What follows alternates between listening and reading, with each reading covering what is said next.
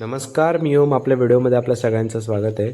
मंडळी, आपल्या बागेमध्ये जी सुपारीची झाडं आहेत त्या झाडांची जी जात आहे ती म्हणजे श्रीवर्धन रोठा या जातीच्या सुपाऱ्या आपण लावल्या होत्या. साधारण 7 वर्षापूर्वी या सुपाऱ्या लावल्या होत्या आणि आता यांची उंची 20 फुटाच्या वरती गेलेली आहे. आणि आता आपण बघू शकता, ह्या ज्या सुपाऱ्या आपण बघतोय ह्या पहिलीच लाग आहे या झाडांची. तर ती आता आपण पाडायला घेतली. एका काठीला आपण विळा बांधलाय आणि ह्या सुपाऱ्या आता आपण पाडतोय. तर मंडळी, सुपाऱ्या खाली पाडून झालेल्या आहेत आणि या पडलेल्या सुपाऱ्या आता आपण एका गोणीमध्ये भरणार आहोत आणि आपल्या घरी घेऊन जाणार आहोत.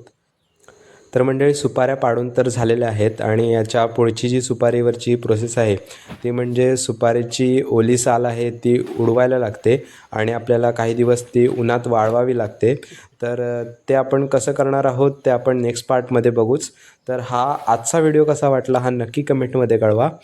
चॅनलवरती नवीन असाल तर चॅनलला सबस्क्राईब करा. अशाच नवनवीन व्हिडिओ पाहण्यासाठी आपल्याला फॉलो करा. धन्यवाद.